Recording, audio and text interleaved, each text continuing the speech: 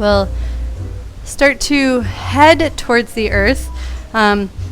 Face me and let the feet gently paw out as you shift from side to side, letting the feet get wider and wider as is comfortable without any strain.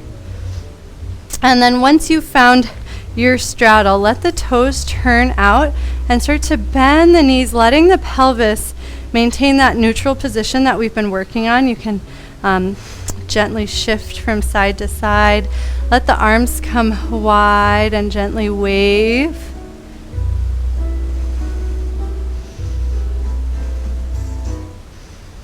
And then turn the toes forward, bend the knees and keep some weight in the heels. Bring the hands to the front of the thighs and gently melt the spine down. I'm going to turn just so you can see me. The more the knees bend here, the more effortless it should be for the spine. The hands can slide to the shins, ankles, or even the floor if that's comfortable. We're heading towards the knees. If the body wants to get there sooner, that's fine. If you'd like to sway a little bit here, you can. And then let's lower the knees. So we're in tabletop and turn to your right so you've got the whole long mat to play with. Step the feet back into plank pose and then bring the right knee into the chest, curl the spine, and then lower the right knee and swivel the shin less than you want to. So it's just a little bit.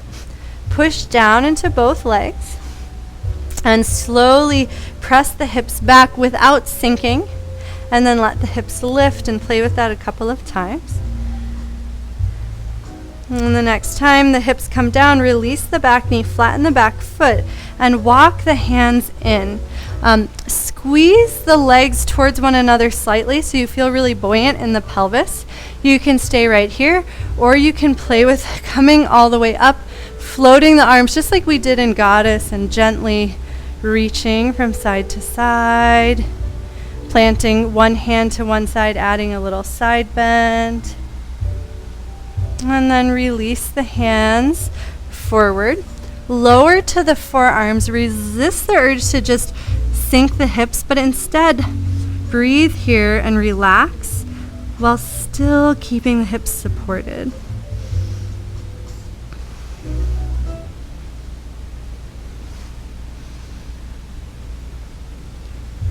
Shift the weight into the outer right hip. Let the right foot come in a little bit so that you can open up to Parvrita Jana Shirshasana and just take a nice easy side bend.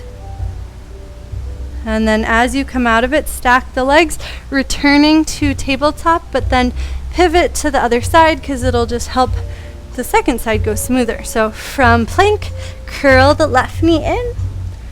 Set the left knee down, push down into the front shin and the back toes so the pelvis lifts.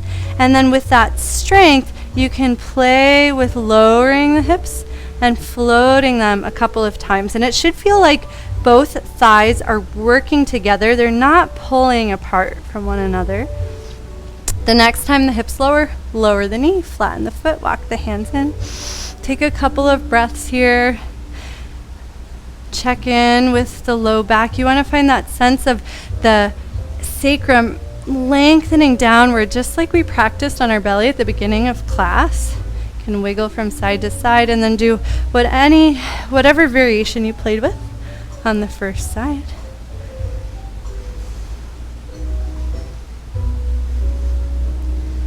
And then as you're ready, you can come into the more restorative version, but please don't just sink the hips down.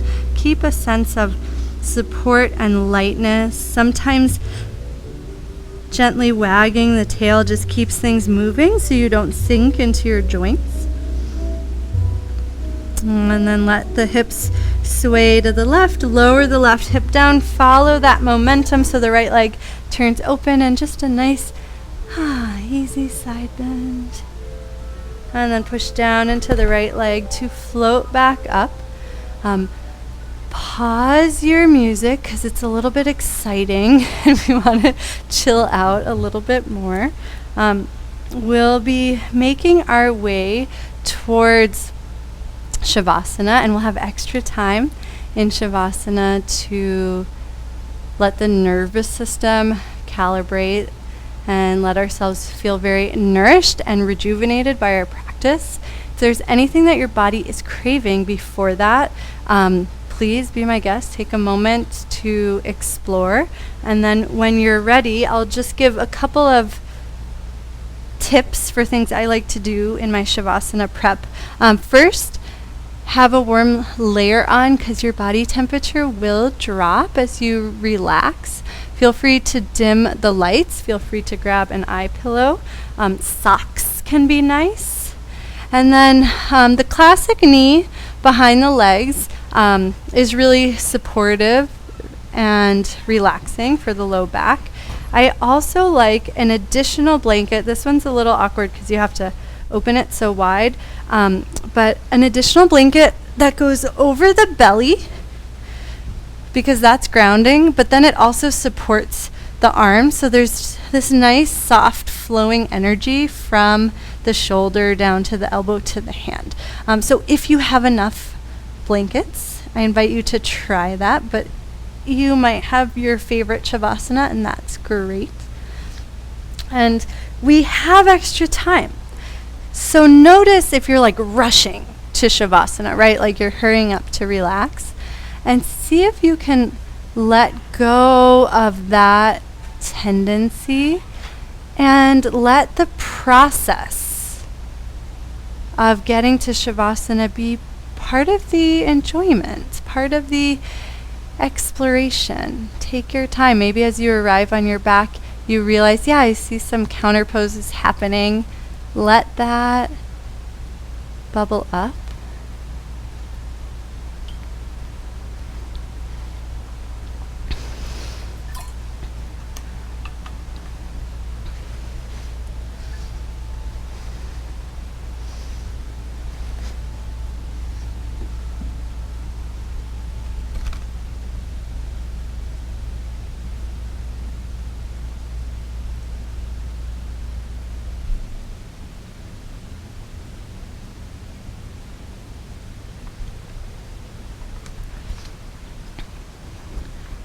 And it's totally fine if you're still exploring.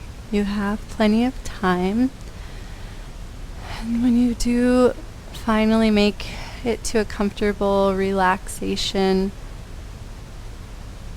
pose, take a moment to feel the earth beneath you and that sense of support and anchoring. And also notice any lightness that you've cultivated through your dancing and your playing and your exploring. Also the lightness that's available when everyone's excited about holidays and family and perhaps time off. And try to feel both of those things happening at once. And sometimes it's like a zooming out where you can see yourself and the big picture. And we'll let ourselves rest here in this perfect balance for about 15 minutes. I'm gonna do it too.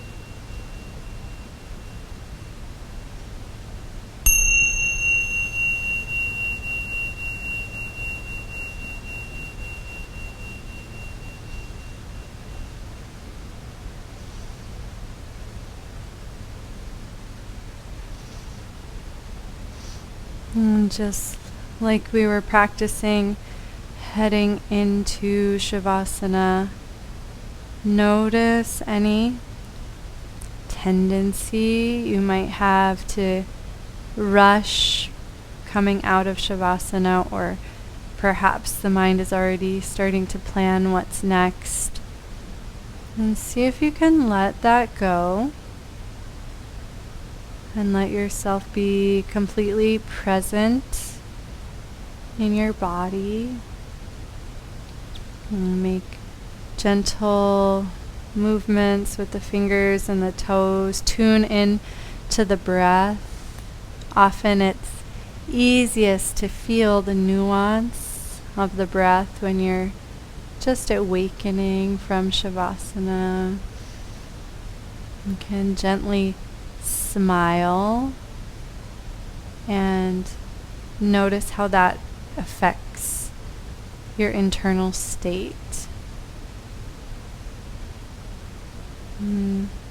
I'll guide a couple of gentle movements, or you can do whatever your body is craving. Letting the arms reach overhead, letting yourself gently roll a little bit from side to side, maybe even rolling onto one side and massaging like we did at the beginning, those gentle little tiny rocks.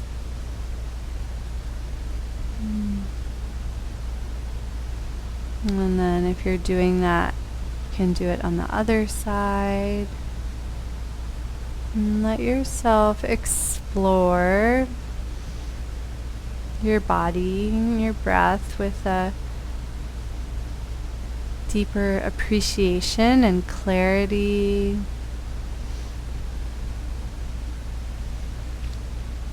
And start pointing yourself towards your meditation seat, but you don't need to rush. You can keep taking the scenic route.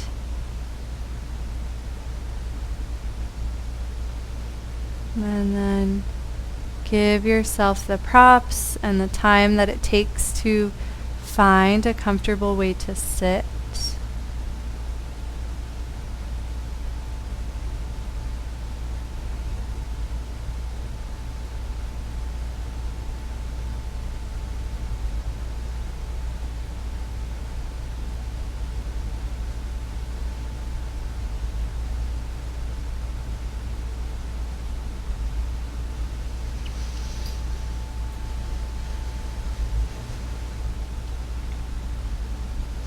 And eventually let yourself arrive in stillness. You don't need to rush.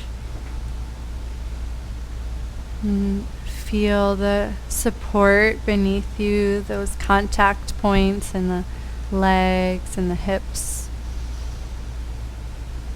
And tune into your breath flow, and just like we practiced in the physical part of class, see if you can feel how the legs create the foundation from which you can lengthen effortlessly up through the spine in a really relaxed way. And you can close the eyes or gaze at a single point. Close the mouth and gently let the tongue rest up towards the roof of the mouth. Just parallel, the whole tongue lifts just a little bit. And let your focus drop towards the heart center.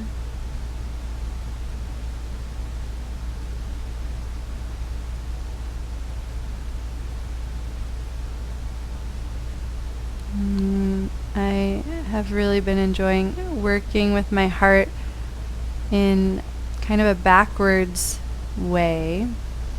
And so as you inhale, try to focus on the very, very centermost point in the chest.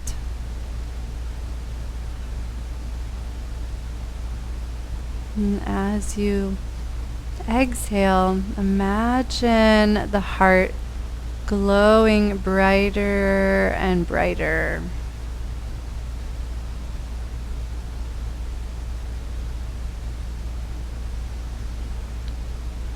And so each inhale, as you naturally become very expansive, keep your focus really centered and singular.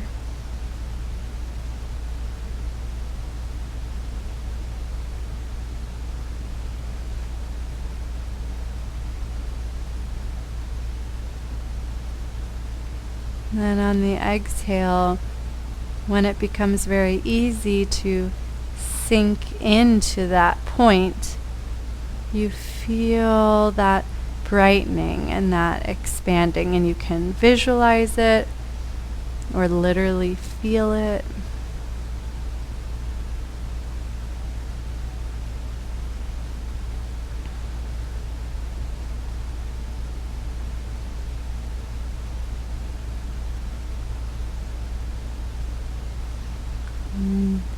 When we reverse the work of the inhale and exhale,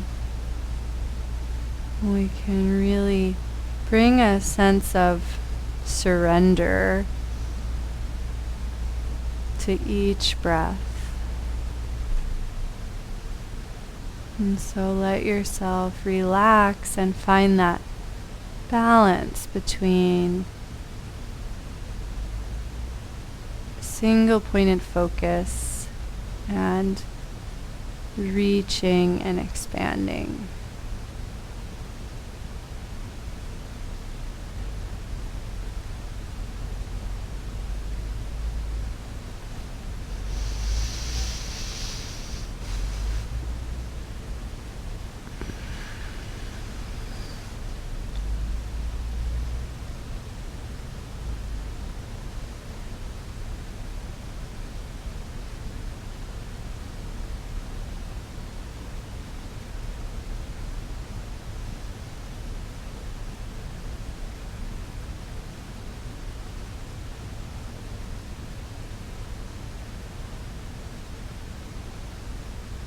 And if you haven't already attached a mantra to this focused breath at the heart center, I invite you to use Om Namah Shivaya.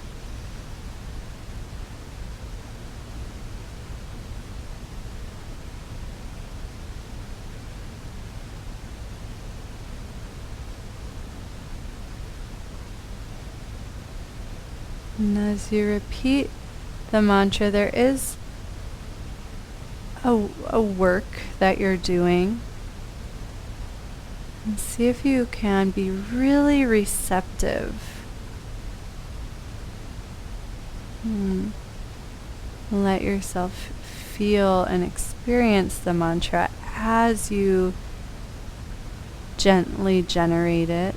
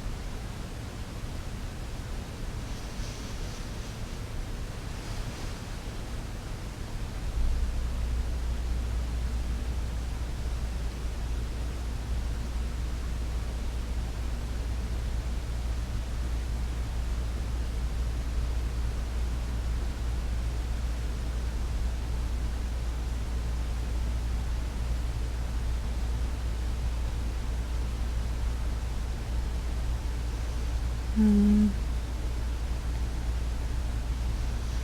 We have just a couple more minutes. So let each breath be an exploration of balance, of feeling a sense of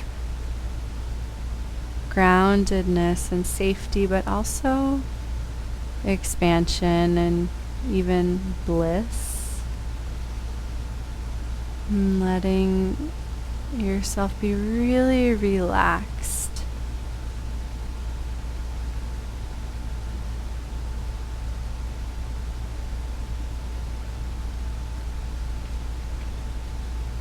And if you're too relaxed or drowsy or unfocused, you can bring your attention more to the inhale and more to that single pointed focus at the heart.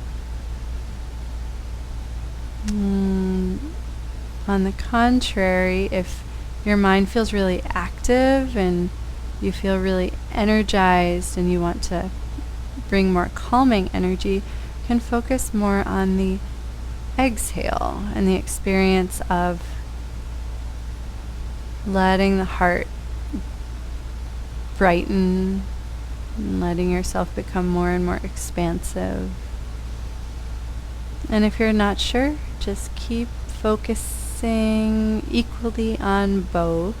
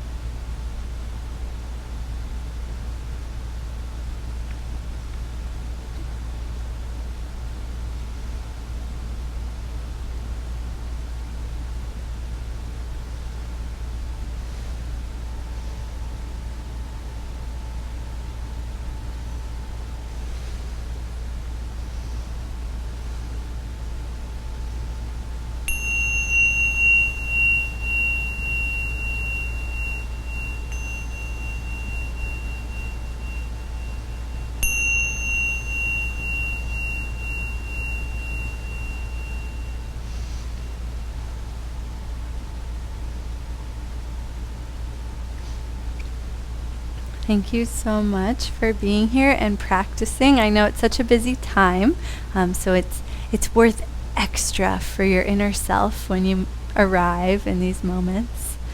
Namaste.